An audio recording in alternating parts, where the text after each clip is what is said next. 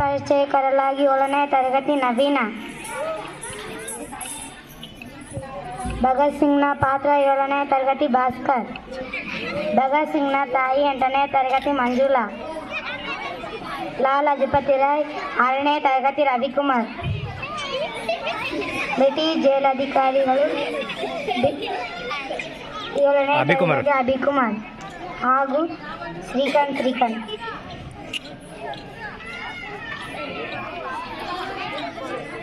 ಆಯ್ತಾ? ವಕೀಲ್ ಮೆಹತಾ 8ನೇ ತರಗತಿ ಭಗವಾನ್.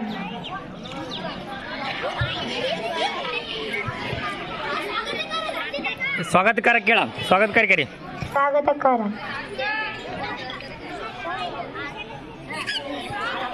ರಂಜಿತ್. ಟಮಟೆ ವಾದಕ 8ನೇ ತರಗತಿ ಶ್ರೀಕಾಂತ್.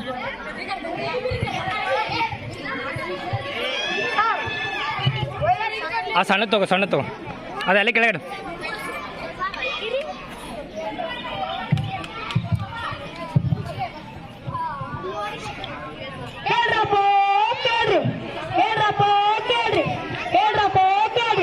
ಇನ್ನು ಹೊಸ ಸುದ್ದಿ ತಂದಿದ್ದೇನೆ, ಕೇಳ್ರಿ. ಅವರಿವರ ಗೋಲು ಕೇಳಬಲ್ಲ ಸ್ವಾತಂತ್ರ್ಯಕ್ಕಾಗಿ ಹೋರಾಡಿ ವೀರ ಮರಣ ಒಪ್ಪಿದ ದೇಶಭಕ್ತನ ಕಥೆಯನ್ನು ಕೇಳ್ರಪ್ಪ.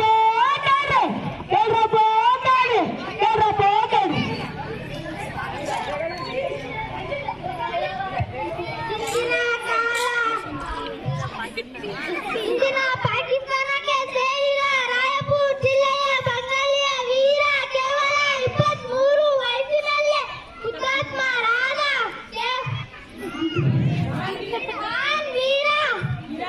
ವೀರಾದಿ ವೀರ ಭಗತ್ ಸಿಂಗ್ ನಾಟಕವನ್ನು ನಿಮ್ಮ ಮುಂದೆ ಪ್ರಸ್ತುತಪಡಿಸಿರುವ ನಮ್ಮ ಶಾಲೆ ಎಲ್ಲರಿಗೂ ಬಹುಪರಾಕ್. ಮೋನಿಕಾ ಹತ್ತು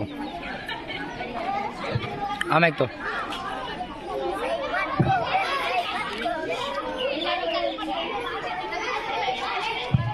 ಎಲ್ಲರಿಗೂ ಮುಂಜಾನೆ ನಮಸ್ಕಾರಗಳು ಹಾಗೂ 76ನೇ ಗಣರಾಜ್ಯೋತ್ಸವದ ಆರ್ಥಿಕ ಶುಭಾಶಯಗಳು. ಇಂದು ಮಾರ್ಚ್ 23, 1931. ಆಗ ಆತನಿಗೆ ಕೇವಲ 23 ವರ್ಷ ವಯಸ್ಸು. ವಿಚಿತ್ರವೇನೆಂದರೆ ಮಾರ್ಚ್ 24ರಂದು ಅವರನ್ನು ಗಲ್ಲಿಗೇರಿಸಬೇಕಿತ್ತು. ಆದರೆ ಅವರನ್ನು ಭಾರತ ದೇಶದ ಜನರು ಪ್ರತಿಭಟಿಸಿ ವಿರೋಧ ವ್ಯಕ್ತಪಡಿಸಿದರು. ಇದನ್ನು ತಿಳಿದ ಬ್ರಿಟಿಷ್ ಅಧಿಕಾರಿಗಳು ಇಂದಿನ ದಿನವೇ ಗಲ್ಲಿಗೇರಿಸಿದರು. ಅವರೇ ನಮ್ಮೆಲ್ಲರ ನೆಚ್ಚಿನ ನಾಯಕರು, ಸ್ವಾತಂತ್ರ್ಯ ಕಿಡಿಗಳು, ವೀರ ಕ್ರಾಂತಿಕಾರಿಗಳು ಭಗತ್ ಸಿಂಗ್, ರಾಜ್ಗುರು, ಸುಖದೇವ್. ಇವರಲ್ಲಿ ಪ್ರಮುಖ ಕ್ರಾಂತಿಕಾರಿಯಾದ ಭಗತ್ ಸಿಂಗ್ ಕುರಿತು ಕಿರುನಾಟಕವನ್ನು ಪ್ರದರ್ಶಿಸಲಿದ್ದಾರೆ. ವಿಷಯ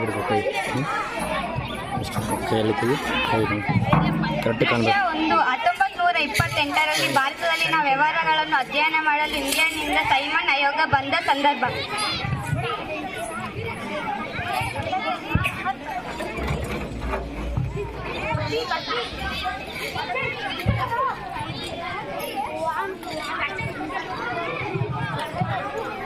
ಅಂದು ನಿರೂಪಣೆ ಮಾಡುವ ವ್ಯಕ್ತಿ 1928 ಫೆಬ್ರವರಿ 3ರಂದು ಸೈಮನ್ ಕಮಿಷನ್ ಮೊದಲಿಗೆ ಬಾಂಬೆಗೆ ಬಂದು ಉಳಿಯಿತು.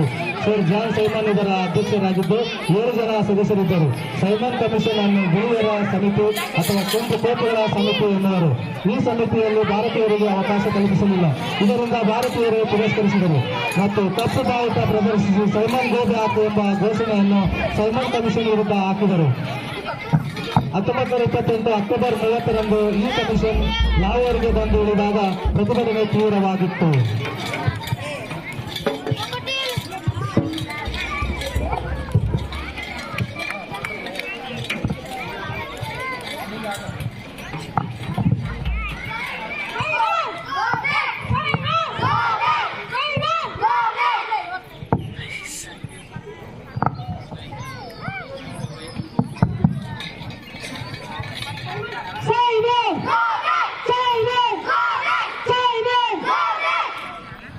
ಈಗ ನೀವು ಪ್ರತಿಭಟನೆ ಸ್ಟಾಪ್ ಮಾಡಲಿಲ್ಲ ಆದರೆ ನಾನು ಕಠಿಣ ನಿರ್ಧಾರ ತೆಗೆದುಕೊಳ್ಳಬೇಕಾಗುತ್ತದೆ.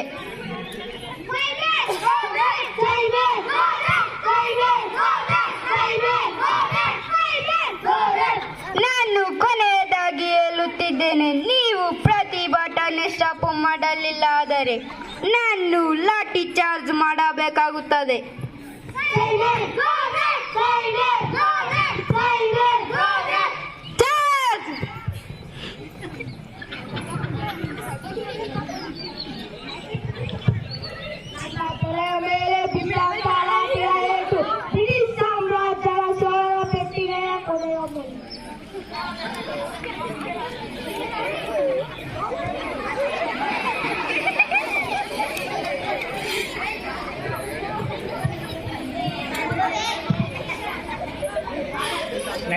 ನವೀನ ಹತ್ತು ಆಮೇಲೆ ತೋ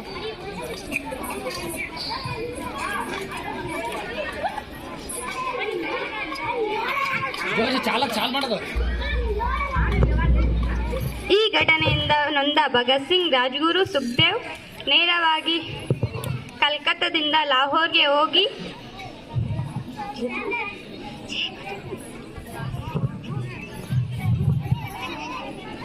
ಸ್ಯಾಂಡರ್ಸ್ ಅನ್ನು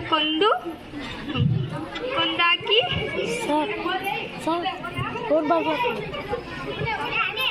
ದಂಪತಿಗಳ ವೇಷದಲ್ಲಿ ಹಿಂದಿರುಗಿದರು. ಇದನ್ನು ಲಾಹೋರ್ ಪಿತೂರಿ ಎನ್ನುವರು.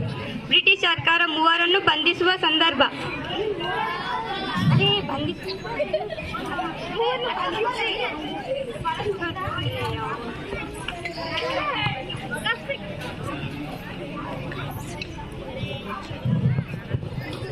ಎತ್ತ ತಾಯಿ ಒತ್ತ ನೆಲ ಸ್ವರ್ಗಕ್ಕಿಂತಲೂ ಮಿಗಿಲು ಎಂಬಂತೆ ಎತ್ತ ತಾಯಿಯನ್ನು ಬಿಟ್ಟು ಒತ್ತ ನೆಲಗೋಸ್ಕರ ಪ್ರಾಣ ಬಿಡಲು ಜೈಲಿನಲ್ಲಿ ಇರುವ ಮಹಾನ್ ದೇಶಭಕ್ತ ಭಗತ್ ಸಿಂಗ್ನನ್ನು ಆತನ ತಾಯಿ ಭೇಟಿಯಾಗುವ ದೃಶ್ಯ.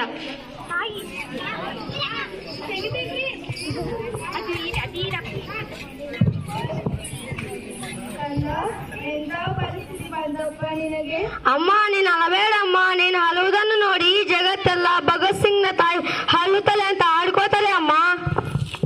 ಹೌದಲ್ವಾ, ಎಲ್ಲರೂ ಆಡಿಕೊಳ್ಳುತ್ತಾರೆ. ಆದರೆ ಇವತ್ತು ನನ್ನ ಮಗ ಕತ್ತರು ಕೊನೆಯಲ್ಲಿ ಹಾಕಿದ್ದಾನಂತ ಯಾರು ಕೇಳಲಿಲ್ಲ ಮಗನೇ. ಅಮ್ಮ ಇವತ್ತು ನಾನು ಕತ್ತಲೆ ಕೊನೆಯಲ್ಲಿರಬಹುದು, ಮುಂದೆ ಒಂದು ದಿನ ಬೆಳಕಿಗೆ ಬಂದೇ ಬರ್ತೀನಿ ಅಮ್ಮ, ಅಳಬೇಡಮ್ಮ.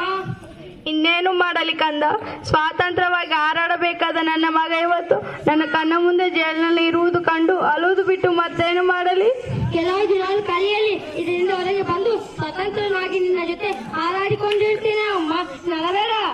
ಮಗನೇ, ನೀನು ಇಲ್ಲಿಂದ ಹೊರಗೆ ಬರಕ್ಕಾಗಲ್ಲ ಅಂತ ನನಗೆ ಚೆನ್ನಾಗಿ ಗೊತ್ತಪ್ಪ.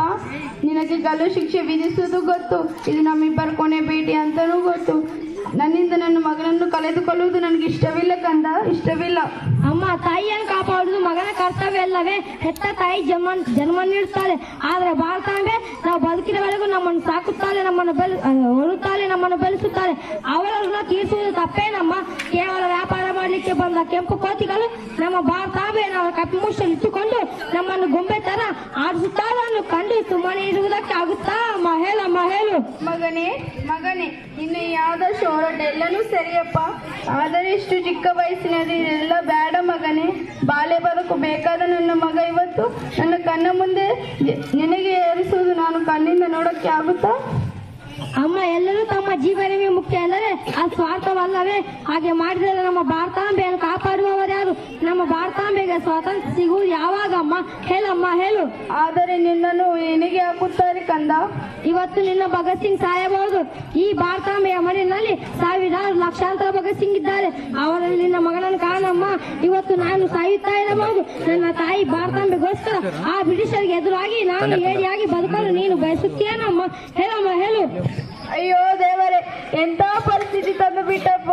ನೀನು ಸಾಯುವುದು ನಾನು ನೋಡಬೇಕ, ಅದಕ್ಕಿಂತ ನಾನು ಸಾಯುವುದೇ ಲೇಸು. ಹಾಗೆ ಹೇಳಬೇಡಮ್ಮ. ಇವತ್ತು ನಿನ್ನ ಭಗತ್ ಸಿಂಗ್ ಸಾಯಬಹುದು, ಆದರೆ ಆದರ್ಶಗಳು ಸಾಯಲ್ಲ. ಮುಂದೊಂದು ದಿನ ಭಾರತಕ್ಕೆ ಸ್ವಾತಂತ್ರ್ಯ ಸಿಕ್ಕ ಮೇಲೆ ಪ್ರತಿಯೊಬ್ಬರ ತಾಯಿ ತನ್ನ ಮಗ ಭಗತ್ ಸಿಂಗ್ ತರ ಇರಬೇಕು, ಭಗತ್ ಸಿಂಗ್ ತರ ಇರಬೇಕಂತ ಬಯಸುತ್ತಾರೆ ಅಮ್ಮ. ಸಾವು ದೇಹಕ್ಕೆ ಹೊರತು ಆದರ್ಶಕ್ಕಲ್ಲ. ಎಲ್ಲಿಯವರೆಗೂ ಆದರ್ಶ ಜೀವಿತ ಇರ್ತೀವೋ ಅಲ್ಲಿವರೆಗೂ ನಾವು ಜೀವಂತ. ಜಿಂದಾಬಾದ್. ನಿನ್ನಂತ ಮಗನನ್ನು ಪಡೆಯುವುದು ಎಷ್ಟೋ ಪುಣ್ಯ ಮಾಡಿದ್ನು. ಎಲ್ಲರೂ ನನ್ನ ಮನೆ, ನನ್ನ ಹೆಂಡತಿ, ನನ್ನ ಮಕ್ಕಳು ಅಂತ ಹೋರಾಡಿದರೆ ನೀನು ಈ ದೇಶನೇ ನನ್ನ ಮನೆ, ಇಲ್ಲಿ ಇರೋರು ಎಲ್ಲರೂ ನನ್ನ ಮಕ್ಕಳು ಅಂತ ಹೋರಾಡ್ತೀಯಲ್ಲ. ಇಲ್ಲ, ಇನ್ನು ನಾನು ಅಳುವುದಿಲ್ಲ. ಅಮ್ಮ, ಮುಂದಿನ ಜನ್ಮ ಅಂತ ಇದ್ರೆ ಇದೇ ಮಣ್ಣಿನಲ್ಲಿ ನಿನ್ನ ಮಗನಾಗಿ ಹುಟ್ಟಿ ನಿನ್ನ ಋಣ ತೀರಿಸ್ತೀನಮ್ಮ. ಈ ಜನ್ಮದಲ್ಲಿ ನನ್ನನ್ನು ಕ್ಷಮಿಸಿ ಬಿಡಮ್ಮ.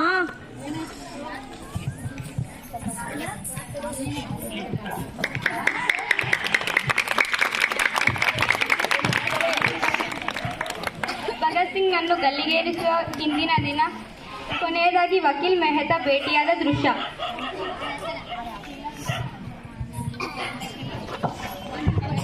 ಮೆಹತಾರೊಂದಿಗೆ ನಮಸ್ಕಾರಗಳು. ನಮಸ್ಕಾರಗಳು. ನಾನು ಹೇಳಿದ ದಿ ರೆವಲ್ಯೂಷನ್ ಅಲ್ಲಿ ಲೆನಿನ್ ಪುಸ್ತಕ ತಂದೀರಾ? ಹಾ, ತಂದಿದ್ದೀನಿ. ತುಂಬಾ ಧನ್ಯವಾದಗಳು. ಸ್ಕೂಲ್ ಡ್ರೆಸ್ ಪ್ಯಾಂಟ್ ಬಟ್ಟ ನೀವು ದೇಶಕ್ಕೆ ಏನಾದರೂ ಸಂದೇಶ ನೀಡುತ್ತೀರಾ? ಸಾಮ್ರಾಜ್ಯಶಾಹಿಯ ಧಿಕ್ಕಾರ, ಕ್ರಾಂತಿ ಚಿರಾಯುವಾಗಲಿ, ಈ ಎರಡು ಘೋಷಣೆಗಳನ್ನು ತಿಳಿಸಿ. ನಿಮಗೆ ಏನಾದರೂ ಆಸೆ ಇದೆಯೇ? ಹೌದು, ಈ ದೇಶದಲ್ಲಿ ಮತ್ತೆ ಹುಟ್ಟುವ ಆಸೆ ಇದೆ. ಮತ್ತೆ ಹುಟ್ಟಿದರೆ ಈ ದೇಶದಲ್ಲಿ ಸೇವೆ ಮಾಡಬಹುದು.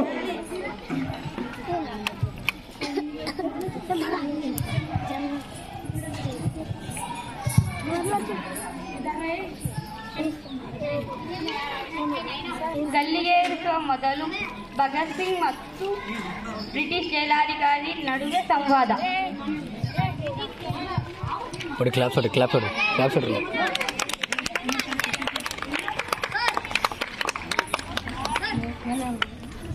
ಬಗ ಭಾಸ್ಕರ್ ಜೋರ್ಸಿ ಜೋರ್ಸಿ. ನಿನ್ನನ್ನು ಗಲ್ಲಿಗೇರಿಸುವುದು ನಾಳೆ ಅಲ್ಲ, ಇವತ್ತೇ. ಸಂತೋಷ ಸಂತೋಷ. ನಿಮ್ಮಂತ ಬೀದಿ ನಾಯಿಗಳ ಜೊತೆ ಕುನ್ನಿಯಾಗಿ ಬದುಕುವಕ್ಕಿಂತ ಸ್ವಾತಂತ್ರ್ಯಕ್ಕಾಗಿ ಹೋರಾಡಿ ವೀರ ಮರಣ ಒಪ್ಪುವುದೇ ಲೇಸು. ಸಂತೋಷ ಪಡ್ತಿದೀಯಾ? ಯೋಚನೆ ಮಾಡು ಮಗ. ನಿನ್ನದು ಬಾಲಿ ಬದುಕೋ ವಯಸ್ಸು, ಸಾಯೋ ವಯಸ್ಸು ಅಲ್ಲ. ಆದರೆ ನಿನ್ನದು ಸಾಯೋ ವಯಸ್ಸು ಅಲ್ಲ. ನಿನ್ನದು ಕನಸು ನೆನಸಾಗಿಸೋ ವಯಸ್ಸು. ಆದರೆ ನೀನು ಸಾಯಲು ರೆಡಿ ಆಗಿದ್ದೀಯಾ? ನನ್ನ ಚಿಕ್ಕ ವಯಸ್ಸಿನಲ್ಲಿ ಒಂದು ಕನಸು ಕಾಣುತ್ತಿದ್ದೆ. ಅದು ಏನು ಗೊತ್ತೇ? ಈ ಭಾರತಾಂಬೆಯನ್ನು ನಿಮ್ಮ ಕಟುಮುಷ್ಟಿನ ಬಿಡಿಸಿಕೊಳ್ಳುವುದು. ಆದರೆ ನನ್ನಿಂದ ಆಗ್ತಾ ಇಲ್ಲವೇ? ಆಗಲು ಬೇಜಾರಿಲ್ಲ. ಒಬ್ಬ ಭಗತ್ ಸಿಂಗ್ ಸತ್ತಾರೇನಂತೆ. ಈ ಭಾರತಾಂಬೆಯ ಮಡಿನಲ್ಲಿ ಸಾವಿರಾರು ಲಕ್ಷಾಂತರ ಭಗತ್ ಸಿಂಗ್ ಇದ್ದಾರೆ. ಅವರು ನಮ್ಮ ದೇಶಕ್ಕೆ ಸ್ವಾತಂತ್ರ್ಯ ತಂದೆ ತರುತ್ತಾರೆ. ಈ ಮಣ್ಣಿಗೋಸ್ಕರ ನಿನ್ನ ಪ್ರಾಣ ಬಿಡ್ತೀಯಾ? ಇದು ನಿಮಗೂ ಬರೀ ಮಣ್ಣು ಅಷ್ಟೇ. ಇದು ಜಲಿಯನ್ ವಾಲಾಬಾಗ್ ಮಣ್ಣು. ಇದರಲ್ಲಿ ಸಾವಿರಾರು ಹೋರಾಟಗಾರರ ರಕ್ತವಿದೆ, ಅವರ ಖುಷಿ ಇದೆ. ನನ್ನ ಉಸಿರಿರುವವರೆಗೂ ನಾನು ಹೋರಾಡುತ್ತೇನೆ. ನೀನು ಸಾಯುವ ಮುಂಚೆ ಸ್ವತಂತ್ರ ದೇಶ ಬೇಕಾ? ನೋಡು ಮಗ, ಒಂದು ಮಾತು ಹೇಳುತ್ತೀನಿ ಕೇಳು. ನಿನ್ನದು ಚಿಕ್ಕ ವಯಸ್ಸು. ಈ ವಯಸ್ಸಿನಲ್ಲಿ ಹೇಗೆ ಇರಬೇಕು ಹಾಗೆ ಇರು. ನಿನ್ನದು ಒಳ್ಳೆ ಮನಸ್ಸು. ಅದಕ್ಕಾಗಿ ಹೇಳುತ್ತಿದ್ದೇನೆ, ನಮ್ಮ ಸಾಹಸಕ್ಕೆ ಬರಲೆಂದು ಅಪಾಲಜಿ ಲೆಟರ್ ಬರೆದು ಕೊಡು. ನಿನ್ನ ಪ್ರಾಣ ಉಳಿಸಲು ಟ್ರೈ ಮಾಡುತ್ತೇನೆ. ಅಪೋಲಜಿ ಲೆಟರ್? ಯಾರಿಗೆ ಹೇಳ್ತಾ ಇದ್ದೀರಿ? ಈ ಭಗತ್ ಸಿಂಗ್ ದೇಹದಲ್ಲಿ ಹರಿಯುತ್ತಿರುವುದು ಹೇಡಿಗಳ ರಕ್ತ ಅಲ್ಲ, ವೀರರ ರಕ್ತ. ಪ್ರಾಣ ಬಿಡ್ತಾನೆ ಹೊರತು ಅಂತ ನೀಚ ಕೆಲಸ ಮಾಡಲ್ಲ. ಹಾಗಾದರೆ ನಡಿ ಗಲ್ಲಿಗೆ. ಈಗಲ್ಲ ಈಗಲ್ಲ ಈಗಲ್ಲ ಈಗಲ್ಲ ಈಗಲ್ಲ ಈಗಲ್ಲ ಅವು ಸಣ್ಣ ಸಣ್ಣ ಮಾಡು ಸಣ್ಣ ಸಣ್ಣ ಮಾಡು ಸಣ್ಣ ಸಣ್ಣ ಮಾಡು.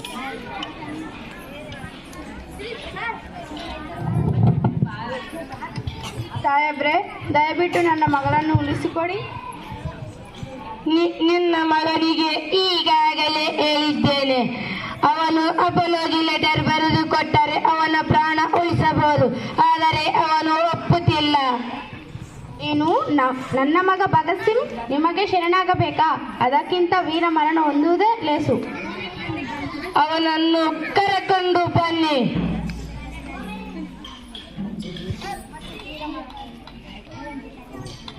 ಹೇ ಬಿಡು, ನಾನು ಬರ್ತೀನಿ. ಸಾಯುವ ಭಯ ನನಗಿಲ್ಲ, ನಾನು ಸಿದ್ಧ.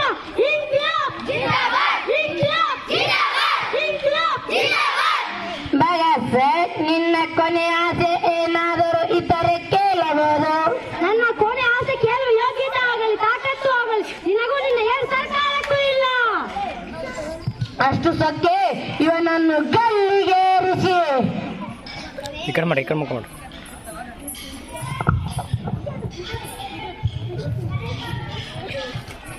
ಎತ್ತ ತಾಯಿ ಎದುರಲ್ಲೇ ಭಗತ್ ಸಿಂಗ್ ನನ್ನು ಗಲ್ಲಿಗೇರಿಸುವಾಗ ಎತ್ತು ತಾಯಿ ಕರಳು ಹಿಂಡುವ ಸಂದರ್ಭ.